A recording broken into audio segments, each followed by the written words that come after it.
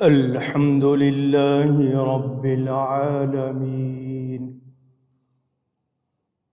والصلاة والسلام على رسوله سيد المرسلين، رحمة للعالمين، شفيع المذنبين، خاتم النبيين، سيدنا ومولانا محمد رسول رب العالمين، وعلى آله وصحبه أجمعين. أما بعد، فأعوذ بالله من الشيطان الرجيم. بسم الله الرحمن الرحيم.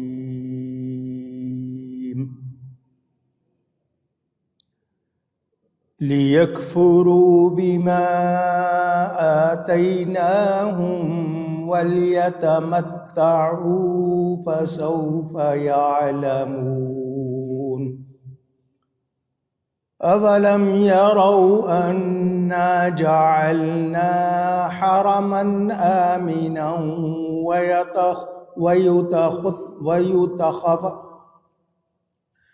أولم يروا أنا جعلنا حرما آمنا ويتخطف الناس من حولهم أفبالباطل يؤمنون وبنعمة الله يكفرون. صدق الله العلي العظيم. محبت کے ساتھ ایک مرتبہ درود شریف پڑھ لیجیے.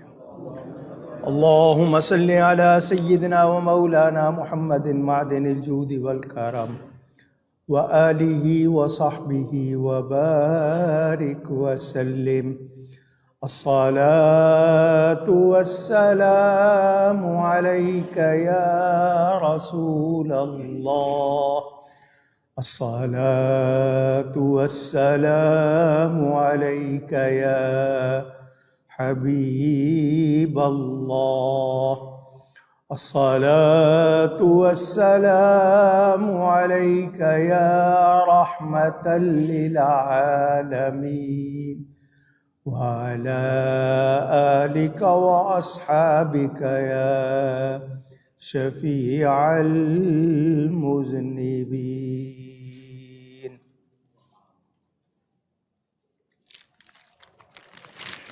حمد و صلات کے بعد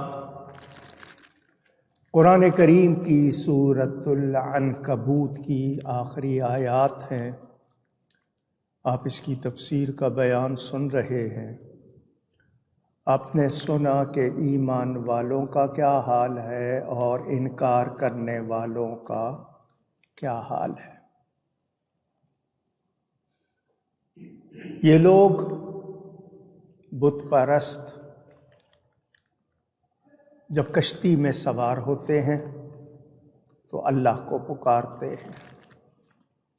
طوفان آ جائے، کچھ آ جائے، اپنے بت پھینک دیتے ہیں سمندر میں اور اللہ کو پکارتے ہیں.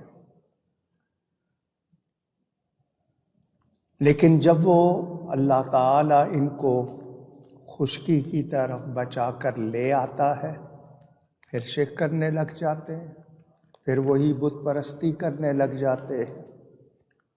اللہ فرماتا ہے لِيَكْفُرُوا بِمَا آتَيْنَاهُمْ.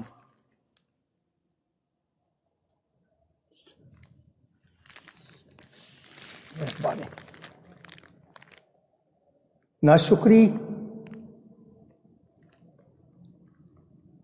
کرتے ہیں ہماری دی ہوئی نعمت کی. وَلْيَتَمَتَّعُوا، برت لے. دنیا 4 دن کی ہے، گزار لیں، وَلِيَتَمَتَّعُوا فَسَوْفَ يَعْلَمُونَ، تو اب جاننا چاہتے ہیں۔ کیا مطلب؟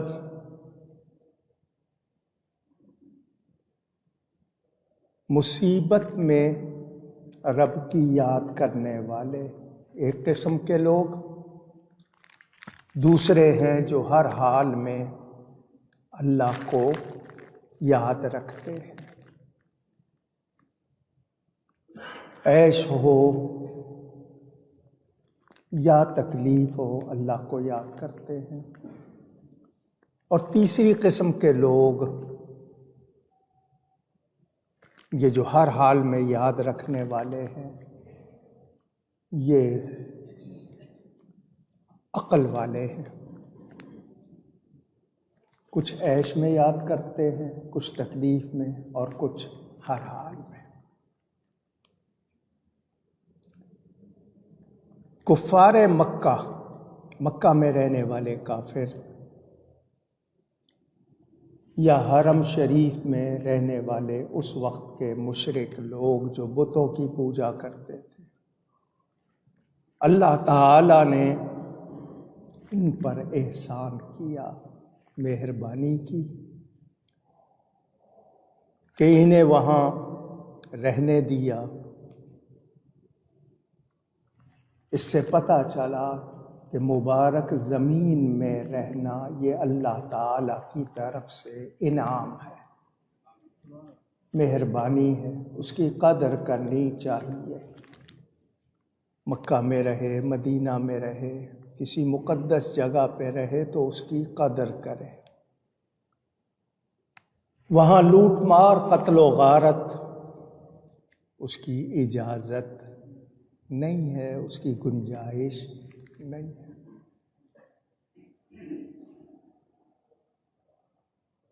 اللہ تعالی نے فرمایا ہم نے حرمت والی زمین پناہ بنائی، وَيُتَخَطَّفُ النَّاسُ مِنْ حَوْلِهِمْ، اور ان کے آس پاس والے لوگ اچک لیے جاتے ہیں۔ أَفَبِالْبَاطِلِ يُؤْمِنُونَ وَبِنِعْمَةِ اللَّهِ يَكْفُرُونَ، تو کیا باطل پر یقین لاتے ہیں اور اللہ کی دی ہوئی نعمت سے ناشکری کرتے ہیں؟ یہاں یاد رکھنا ہے اللہ تعالی کی سب سے بڑی نعمت نبی پاک صلی اللہ علیہ وآلہ وسلم ہے، باقی تمام نعمتیں ان کا صدقہ ہے، ان کے طفیل ہیں، ان کی برکت سے ہے۔